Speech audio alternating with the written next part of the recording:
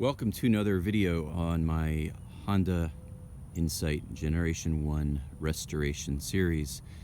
I am not going to end up shooting as many videos on this car as I had planned to, just because the views have been they've been lower than I thought, and I'm going to explain that, and then I'm going to get to the point of this video. When I bought this car, I really was amazed by the technology, the craftsmanship, the thought that went into it. It's obvious, driving one and then now owning one and driving it for a month, how special and unique this car is. However, I've learned in the last month of owning this car that nobody cares about this car. And my Prelude and Fiesta and other videos have gotten a lot of cool commentary and helped a lot of people, I think, and gotten some good views. But this one, not so much. I've kind of been surprised, but you know, that's a pill you just have to swallow when you get one of these. You kind of realize that this is a car that nobody knows about and nobody cares about. It's funny, the last video I did, which was a comparison of this and a Fiero, and sort of saying which cars, you know, two unique cars and which one's more groundbreaking.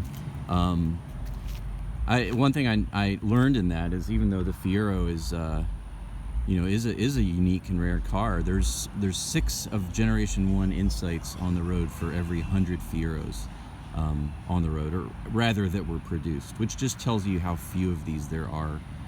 So, you know, I've just kind of realized, you know, at the beginning I thought, man, everyone's gonna think this is just the most amazing thing, and the reality is nobody cares, and that's okay. But for that reason, I've kind of slowed down the videos I was gonna do. But I will say quickly, since the last video, I did get my Ima battery installed. It took me about 4 hours to remove and install. It would have been a lot quicker, but I just wanted to make sure I didn't get electrocuted, so I kept slowing down thinking.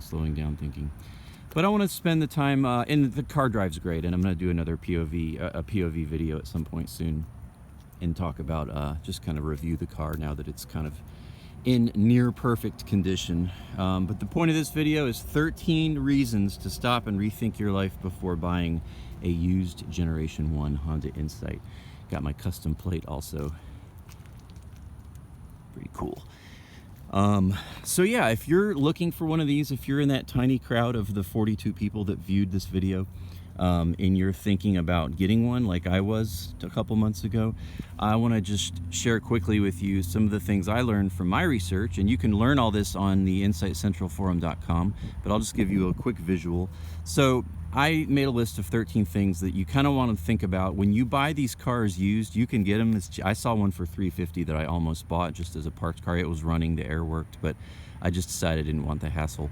But you can get these for $500, $1,000 all day long in horrible condition, with a lot of problems. And that's why people dump them so quickly, because the weird quirks of this car that need to be repaired are just things that people don't want to deal with. I was actually talking to my Honda mechanic. He's a guy that does he has his own business, and he works on Hondas only.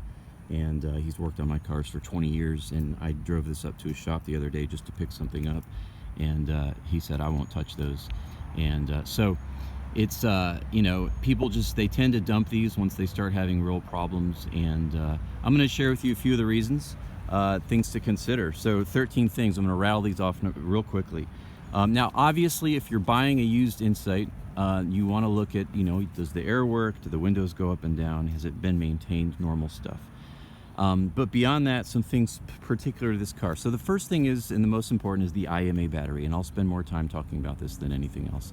The Ima battery is the heart and soul of this car. Without it, the car does drive fine, but you can't really rev past 4,000, or it stops charging the 12 volt, which will shut down your DC converter, which will leave you stranded. So just not a good thing long term, and the car, it just has no power, and it's difficult to drive in traffic because it's really kind of not safe. Ima battery is the big thing. Mine was you can get a Beeline battery. That's the least expensive I've found that actually has a warranty, and then you can go all the way up to $3,000. But you want to know, does the car have a battery? And I learned this because I called on about 25 of these before I bought this one. And the thing about it is, there's so many ads out there where they will say this to you. They will say, Battery's fine, just needs a charge once a month. What that means is the battery has about 1% of its life left, and it's just barely going. And they probably charged it for your test drive. And the way you find out if the battery's any good is, you know, obviously when you get in the car, the IMA light should not be on. But I won't start the car. But this gauge right here, if it quickly drops when you accelerate during your test drive, the battery's toast. So it should not do that. If it quickly drops, and it's gone. So that's the biggest thing, the IMA battery. If the car doesn't have, someone told me this and it was great advice, if the car does not have a battery with a warranty, just assume the battery's dead. You just got to think that way. At that point, the car's worth maybe $2,000 in this condition. That's about what I paid for this, with no battery. Maybe a lot less if it's in bad condition. All right, the others quickly. Second thing is the catalytic converter. These are notorious for going out in these cars, and there's mine right there that I replaced because it was dead. And these can be very cheap or very expensive depending on where you live. So that's number 2. Number 3 is the EGR valve. If the car is jerky, the EGR valve is not, it is clogged, and that's very common on these because of the way the engine runs. The EGR valve gets clogged up and needs to be cleaned out. Number 4 is the straps and cables, the grounding straps on this car, which here's the easiest 2 to see, here and here, and you just want to make sure those aren't corroded, because if they are, it's going to lead to problems. Number 5 is the manual transmission synchros. If you have a manual transmission car, if you are driving the car and you downshift from 3rd to 2nd or 2nd to 1st, and you hear any kind or feel any kind of grinding, the synchros are going out. Very common in these cars. If that happens, then you need to think about whether or not you want to buy that example, because the transmission could be about to die. Number 6 is you want to make sure that the car has the original equipment tires. My car did not have them. I have Hancooks. What the car is supposed to have is the low rolling resistance Bridgestone Potenza RE92s. These tires have actually gotten me great gas mileage. I'm getting about 56 around town, and I got about 68 on my one highway trip I've done. But that is something to consider, because those tires are a lot. These tires were like $40 each. The guy before me put these on here, but the Bridgestones are, I think they're 80 or 90, so difference there. Number 7 is the aero panels. I'm not going to go under the car too much, but there are some panels under there that are that keep the gas mileage up, because it helps get that low drag coefficient. And a lot of times those are missing on these cars, because when work is done, the mechanic forgets to put them back on. So that's important that you have all those. Number 8, things to stop and rethink your life before buying a used Insight, is a corroded or rusty fuel and brake lines. This is a Georgia car its whole life, so I didn't have to worry about that. But if you're buying one, do some research, and you're probably getting overwhelmed by this list and thinking, I would never own one of these. But if you live anywhere where there's rust, you want to research the brake lines and the fuel lines, because they will corrode and cause big problems. Number 9, this car has 3 motor mounts, and if there is jerkiness when it's driving, you probably need to replace one or all of those. 1 is right down there.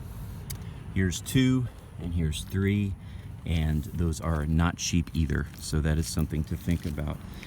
Number 10 is the rear shocks. So this car is horribly, the suspension's very rough, and so if it feels rough, that's normal, but if it feels punishing, the rear shocks are probably dead and need to be replaced. And then 3 other things. Number 11, there's a couple issues. This latch commonly is broken, so you want to make sure that opens and closes. And this is also commonly broken, the auto down. So you want to make sure that works. Very common things that break on these cars. Number 12, these seals often are leaking. And symptom of that is the seatbelt's wet. So if the car smells moldy or you know, like mildew, that's probably an indication that this seal or that seal is broken and will need to be replaced. And then the final thing is the trip button, and I would just say all the buttons on this dash, but particularly the trip button here on these commonly no longer works. So that's just something to think about. Hey, that's 13 things. Those are the most common things if you're looking at a used Insight for a project car like I was, that you need to think about, ask about, look here and there, and figure out, is this going to be really worth my time, or is it going to become a money pit? Because again, there's a lot of Insights out there for 500, $1,000, and you know, the air might work and the car might be decent, but usually when you start asking, you realize most of the things I just mentioned have not been attended to, and you're going to have a car that's pretty compromised and in pretty rough shape. And you know, depending on how much of those things you want to fix, it could quickly become a money pit. I found one in great shape for about $2,000. I've put about another $2,000, a little more in it, with all my labor. You know, that was of course free.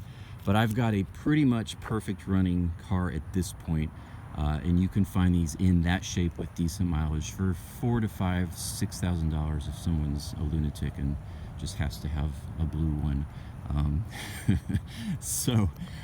Hey, I hope this is helpful if you're one of those few people looking at a used Generation 1 Insight. It's a great little car, and I've got more videos to come.